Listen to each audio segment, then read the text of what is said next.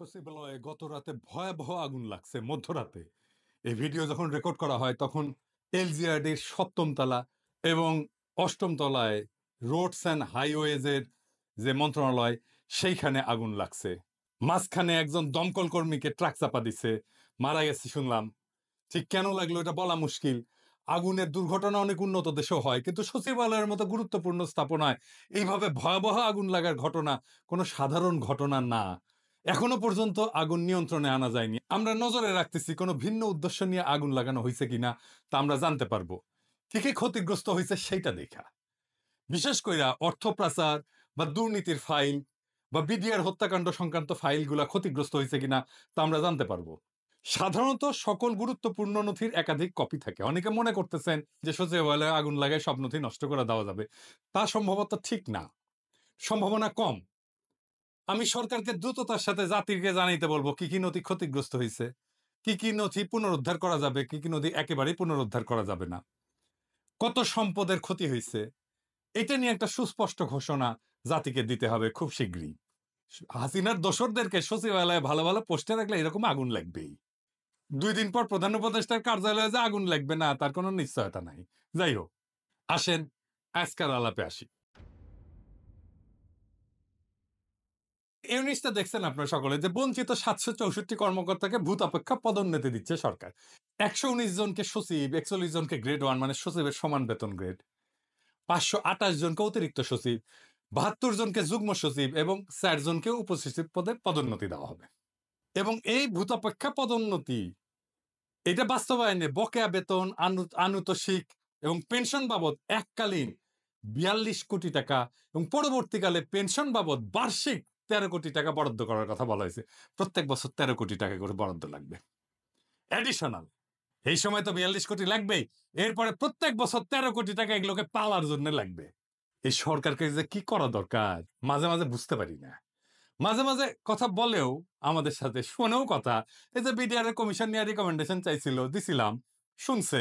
কিন্তু এটা যে করলেন, প্রশাসন নিয়ে আলাপ করেছিলেন কারোর সাথে, কারণ মতামত নিছিলেন? নেন নাই, আমি শিওর। মতামত নেওয়াটা এই কারণে জরুরি না যে আমারে বা কাউরে গুরুত্ব দিতে হবে, জি না। কারণটা হচ্ছে আপনারা তো সামলাইতে পারেন না, পারতেছেন না। এই দেখেন, আজ এই আন্দোলন করে তো কাল আরেকজন আন্দোলন করে। পাল্লায় যেমন ব্যাং মাপা যায় না, ঠিক তেমনি আপনি আমলাগারে সামলাইতে পারতেছেন না। পারতেছেন না কারণ কেমনে সামলাইতে হবে এটাই জানেন না আপনারা। আমি বঞ্চিত, এটা তো কোনো কোয়ালিফিকেশন হইতে পারে না। কোন আক্কেলে আপনারা এইসব আমলাদের এই সমস্ত দাবি মানতেছেন? কোন আক্কেলে এই দুঃসময়ে আপনি 42 কোটি টাকার বরাদ্দ দিতেছেন এইগুলোর জন্য? এই আমলাতন্ত্রের কোন নৈতিক অধিকার আছে বিপ্লবোত্তর সরকারের কাছে কিছু চাওয়ার? বিন্দুমাত্র অধিকার নাই। এই কথা বলতে পারেন না কেন আপনারা? এই ব্যুরোক্রেসি হাসিনারে টিকায় রাখছে না?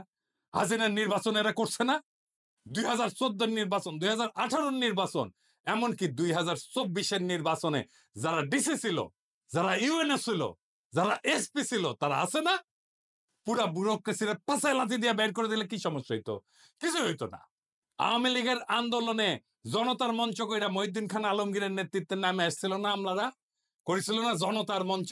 কামটা ভালো হয়েছিল না খারাপ হয়েছিল সেটা ভিন্ন আলাপ, কিন্তু নাম ছিল তো আওয়ামী লীগের লোকেরা। এই যে আমলারা বঞ্চিত বঞ্চিত করিচ্ছে, এর নাম ছিল বঞ্চিত। গল্প নিয়ে আসিছেন এখন, তাই না? সেজন্য আপনাদের কম্পেনসেট করতে হবে। ভালো আবদার তো। এই হাসিনার আমলে গুম হয়েছে কতজন, জেলে পড়ছে কতজন, আয়না ঘরে ছিল কতজন, পঙ্গু হয়েছে কতজন, বাড়ি ঘর গেছে কতজনের, সম্পদ গেছে কতজনের, জীবন গেছে কতজনের, দেশ ছাড়া হয়েছে কতজন আমার মতো। কারে কম্পেনসেট করছেন? এটার কম্পেনসেশন কে করবে? কোন আক্কেলে কম্পেনসেশন চাইতেছেন আপনারা? আর কোন আক্কেলে প্রফেসর ইউনূসের সরকার দিতেছে এই টাকা? শহীদ পরিবারকে প্রতিশ্রুত 30 লাখ টাকা দিতে পারে নাই, আহতদের সুচিকিৎসা করতে পারে নাই, পুনর্বাসন তো দূরের কথা। আর এই আমলাদের টাকা দিতেছেন 42 কোটি টাকা। টাকা কি খোলাম কুচি? এই আমলার আবার নিতেছে হ্যাংলার মতো। লজ্জাও লাগে না আপনাকে?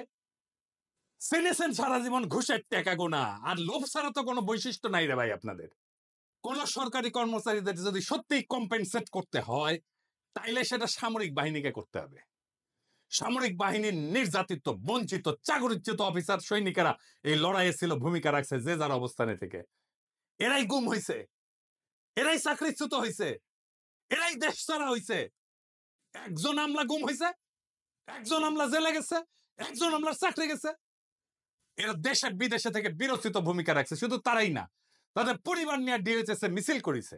সাবেক আর্মি চিফ সহ সিনিয়র অফিসাররা প্রকাশ্যে মিটিং করেছে, বিবৃতি দিছে, সমাবেশ করছে। দেখেন ইকবাল করিম ভুইয়া কি কইতেছেন। 4ই আগস্টের কথা এটা। দেশের নীতি নির্ধারকরা যদি বিবেক বুদ্ধি ও হৃদয়হীন হয়ে না পড়তেন, তাহলে গত কয়েক সপ্তাহে বাংলাদেশের ইতিহাসের সবচেয়ে বড়, করুণ ও মর্মান্তিক এই হত্যাকাণ্ড সমূহের ঘটনাগুলো ঘটত না। সুস্থ মস্তিষ্কের কোনো বিবেকবান মানুষের পক্ষে দেশে এমন একটা যুদ্ধ পরিস্থিতি মেনে নেওয়া সম্ভব না। আমরা নিজেরা নিজেদের সাথে যুদ্ধ করতে পারি না। আমাদের দেশটাকে, এই প্রিয় রাজধানী ঢাকা ও জেলা শহরগুলোকে যুদ্ধক্ষেত্রে পরিণত করতে দিতে পারি না। তাই আজ এখানে দাঁড়িয়ে দ্ব্যর্থহীন ভাষায় বলছি, ইনশাল্লাহ তা আমরা করতে দেব না। সকল শ্রেণী ও পেশার মানুষকে সাথে নিয়ে ঐক্যবদ্ধভাবে শান্তি প্রতিষ্ঠায় সচেষ্ট থাকবে। এই জনপ্রিয় সাবেক সেনা প্রধানকে আমাদের সবার কৃতজ্ঞতা জানানো উচিত। উনি সাহসের সাথে দাঁড়ানোর জন্য এই পরদিন সেনাবাহিনীর জুনিয়র অফিসার আর সৈনিকেরা ছাত্র জনতার উপরে গুলি চালাইতে অস্বীকার করে। পরদিন যদি গুলি চলতো, জেনারেল ইকবাল করিম ভুইয়া কয়েকজন সিনিয়র অফিসারদের নিয়ে আর্মি কনভয়ের সামনে দাঁড়াইতেন। এই পরিকল্পনা ওনাদের ছিল। আমি 4 তারিখ রাতে এটা জানাইছিলাম প্রফেসর ইউনূসকে, যে স্যার কালকে আর্মি গুলি চালাইতে পারবে না, জেনারেল ভুইয়া সর্বশক্তি দিয়ে ঠেকাই দিবেন। এটা প্রফেসর ইউনূস জানতেন। অথচ এই বীরকে আমরা সামান্যতম সম্মান জানাইলাম না। সামরিক বাহিনীর অফিসার যারা বঞ্চিত হয়েছে, নির্যাতিত হয়েছে, নিপীড়িত হয়েছে, তাদের কাউকে অ্যাকনলেজ করলাম না, কাউরে না। প্রফেসর ইউনূসের টাইম হয় সোহেল তাজরের ডাইকা কথা বলার, টাইম হয় না জেনারেল ইকবাল করিম ভুইয়াকে ডাইকা ওনারা ধন্যবাদ দেওয়ার, টাইম হয় না। টাইম হয় না বিডিআর বিদ্রোহে যে সমস্ত সেনা অফিসারদের প্রতিবাদ করার জন্য চাকরি গেছিল তাদেরকে ডাইকায় না কথা বলার। ইকবাল করিম ভুইয়ার সার্ভিস, ওনার ইমেজকে, ওনার সামর্থ্যকে দেশের কাজে লাগানোর কথা মনে হয় না। ইকবাল করিম ভুইয়া আপনার পাশে দাঁড়াইলে ওয়াকার সাহেবের ইন্ডিয়ান ফরেন সেক্রেটারি শিডিউল ছাড়া মিটিং করতে পারতো না। মুজিব বলছিল না যে তিনি আমার কথা রাখলেন না, তিনি রাখলেন ভুট্টো সাহেবের কথা। আপনার আশেপাশে তো সব ভুট্টো সাহেবদের বসায় রাখছেন প্রফেসর ইউনূস। কার কেমন দক্ষতা দেখতেছেন তো, আপনি দেখতেছেন তো, জাতীয় দেখতেছে। কাদেরকে নিয়ে এসে বসাইছেন? না আছে রাজনৈতিক ক্ষমতা, না আছে পাবলিককে মোবিলাইজ করার ক্ষমতা, না আছে লিডারশিপ স্কিল, না বলতে পারে কথা, না আছে জনপ্রিয়তা, না আছে মেধা, না আছে রাষ্ট্র চালানোর জন্য ন্যূনতম যোগ্যতা এবং দক্ষতা। তাও এগুলার আশেপাশে রাখিছেন কেন? এই আমলাগুলোর একদিন দাবরানি দিলে দ্বিতীয় দিন দাবি দেওয়া নিয়ে আসতো না। কিন্তু দাবরানি দেওয়ার সেই মানুষটা নাই আপনার পাশে। কি কইরা দাবরানি দিতে হবে সেটাও জানেন না। ওদের এই আর্গুমেন্ট দেওয়ার কেউ নাই যে বলবে তোমাদের বিন্দু মাত্র নৈতিক অধিকার নাই বঞ্চিত বলে দাবি করে নিজের বৈষয়িক লোভকে চরিতার্থ করার। কিছুই করো নাই তোমরা, করছো তোমরা এই রেজিমকে হটাইতে কিছুই করো নাই। এটা খড়ের টুকরা ভেঙে 2 ভাগ করো নাই। তাও তোমাদের জন্য জনগণের 42 কোটি টাকা খরচা হবে। এটা কে বলবে? যাদের ডাইকায় না আপনি প্রশাসন সাজাইছেন তারাই তো বলবে, নাকি নাকি আমরা কয়া দিব? আর রাষ্ট্রীয় সম্পদে 42 কোটি টাকা তো আপনার বাপের জমিদারির টাকা না রে ভাই, যেভাবে বিলাইবেন। মুক্তিযুদ্ধের পরে ঠিক একই জিনিস হয়েছিল, কে কিভাবে কোনটা দখল করবে তার প্রতিযোগিতা। ফলাফল তো আমরা দেখেছি, তাই না? এরকম একটা ল্যাংরা খোড়া রাষ্ট্র পাইছি। এইরকম একটা বিপ্লব হইলে এত মানুষ রক্ত দিল, এত ছাত্র রক্ত দিল। আপনি নিজেই বলছেন ছাত্ররা আপনাদের ক্ষমতায় বসেছে, কি করতেছেন তাইলে? হাসিনা শাসনের বেনিফিশিয়ারিরা কে কিভাবে কোথায় জায়গা করে নেওয়ার চেষ্টা করতেছে আমরা দেখতেছি, সব দেখতেছি।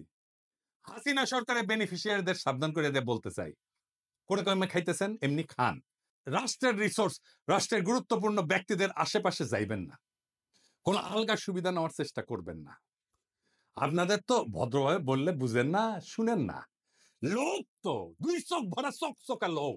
মায়ের বুঝেন, মায়ের মায়ের মায়ের ভার্চুয়াল ম্যান না, একদম লাঠি দিয়া মায়ের বেদম পেটানো হবে, একদম ধরে রাস্তায় ফেলে পেটানো হবে। ওইটা করতে পারবো আমি, ওইটা করা হবে, কেউ বাঁচাইতে পারবে না। আগে থাকতে সাবধান হয়ে যান।